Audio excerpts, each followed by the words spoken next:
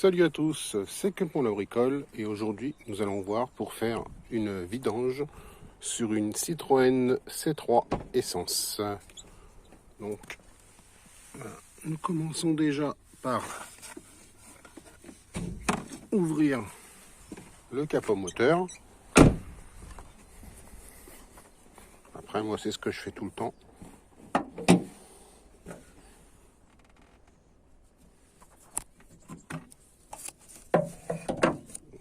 On ouvre le capot et on va venir ouvrir le bouchon d'huile. Donc voilà. Alors après avoir mis... Alors moi j'ai mis la voiture sur chandelle parce que vu que je suis en pente, nous allons... Alors j'ai mis un carton en dessous de la voiture et nous allons enlever tous les boulons de 10. Voilà. Là, il y en a un peu partout afin de pouvoir enlever le dessous, le capot du dessous moteur, quoi. Voilà, à tout de suite. Alors voilà, le capot du dessous moteur est enlevé.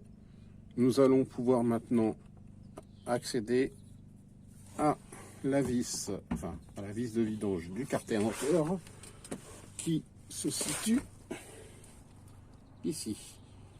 Alors ce n'est pas un carré comme sur beaucoup de voitures, c'est une douille 6 pans de taille 8 il va falloir. Donc je vais prendre, alors j'ai une petite bassine pour récupérer l'huile usagée.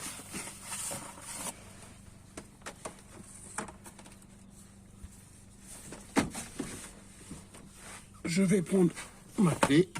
En premier temps, je l'ai déjà desserré. Voilà. Là, c'est desserré un petit peu. Hop. Je vais mettre ma bassine en dessous. On voit que ça commence à couler.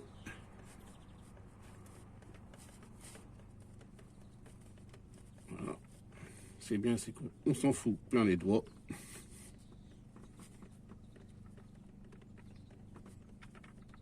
Et voilà.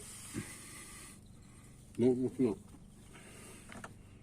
il n'y a plus qu'à attendre que ça ait fini de couler. Voilà. Hop. Pendant ce temps-là, eh ben, je vais changer le joint qu'il y a sur la vis. Et après, une fois que tout aura coulé, il n'y aura plus qu'à remettre le bouchon avec son joint neuf. Je nettoierai un petit peu en dessous. Pour cette fois-ci, je ne vais pas changer le filtre à huile puisque je l'avais déjà changé sur la vidange précédente et que je le fais une fois toutes les deux vidanges.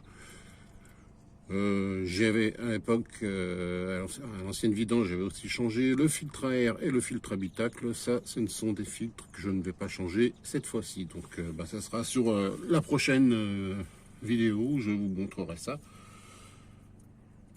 Et voilà. Donc, on va revenir tout à l'heure, une fois que tout aura coulé. Voilà. Donc, une fois que tout a coulé, on va venir. Là, il y a vraiment quelques gouttes qui continuent, mais là, ça fait un bout de temps que ça reste comme ça. Donc là, moi, j'y suis toujours bien. Donc là, j'ai remis un nouveau joint sur la vis de vidange. Voilà.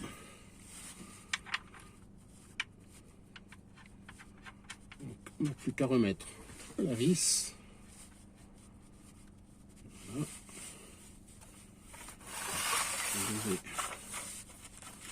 Ici. Hop.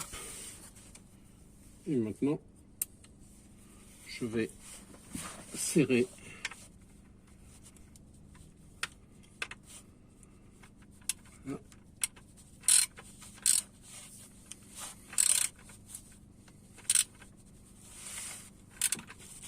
Alors, je ne serre pas non plus comme un bourrin. Je serre, faut que ça bloque, hein, quoi qu'il en soit, faut que ça bloque, c'est sûr. Voilà.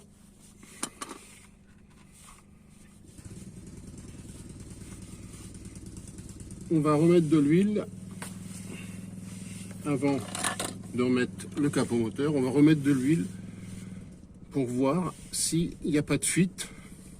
Bon, logiquement, il ne devrait pas y en avoir, mais on ne sait jamais. Donc, on va remettre de l'huile, regarder s'il n'y a pas de fuite. Une fois que l'on aura fait ça, il ne nous restera plus qu'à remettre le capot du dessous moteur, remettre la voiture, enfin, enlever les chandelles de la voiture, et ensuite nous verrons pour remettre le compteur